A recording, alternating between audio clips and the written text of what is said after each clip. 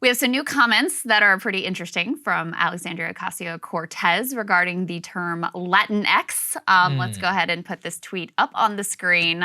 This says from Mediaite, AOC blasts fellow Democrats for resisting term Latinx. Quote, not about your re-election prospects. I think this was from an Instagram live that she did. And in it, here's the full quote. She says, I also have a mini rant about this because there are some politicians, including Democratic politicians, that rail against the term Latinx.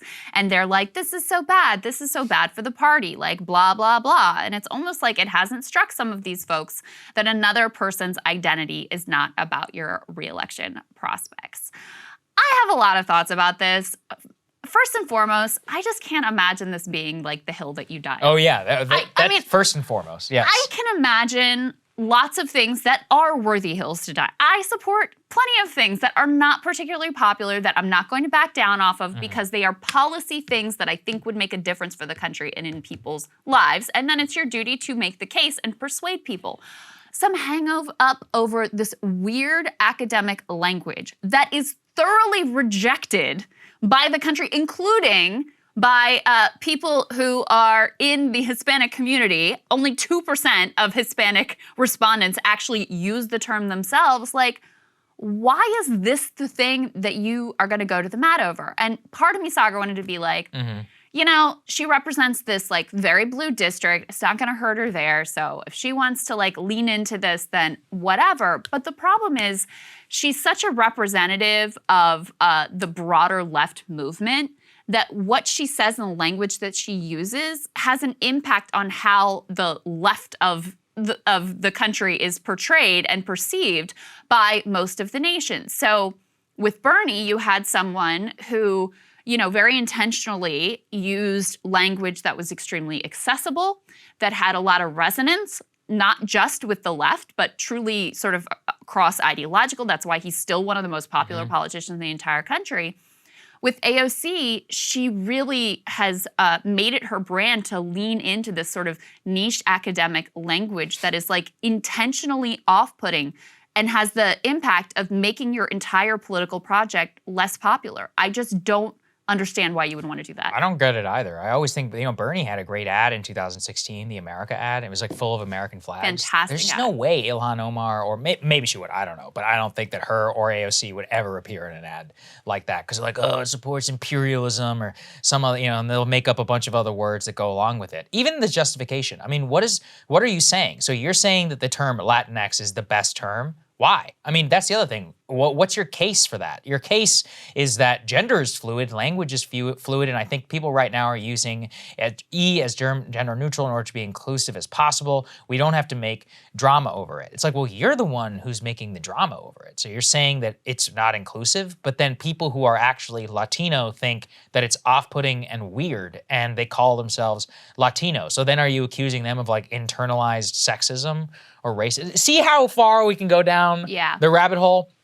I think about, honestly, one of those guys that we talked about on the show, Uvalde dad, who, Latino, he lost one of his kids in the shooting and people were attacking him for shitposting Kyle Rittenhouse memes like a year earlier. How do you think we got to a point where I know nothing about this man. I'm just going to make an assumption based upon the demographics of the region, but a very likely like multi-generational Mexican-American with roots in the area. I'm just, again, speaking generally about Uvalde and what I know about that region of South Texas. How did that person become a Republican and start doing this? I'm going to venture to say that it probably has a lot to do with something like this.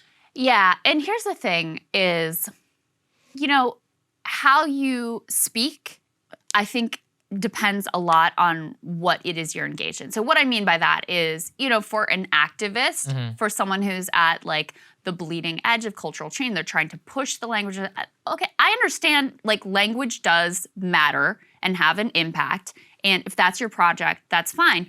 The problem is that AOC's project for herself is to lean into this sort of like niche academic language, very sort of like, she has a real following and a lot of power and, is very sort of like solidly grounded in that academic language, which is not readily accessible to the masses. So that's her project for herself.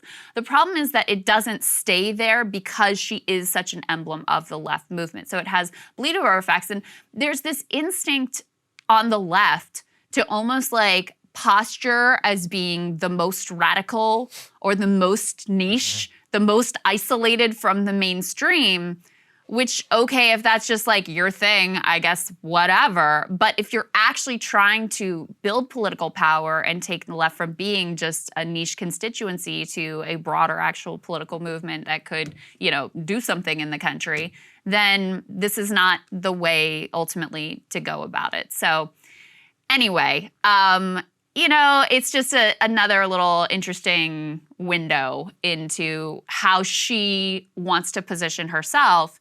And ultimately, I saw somebody make this point on Twitter, like this is case in point why she will never be the successor to Bernie. Yeah. Why she will never be in position to win a national election.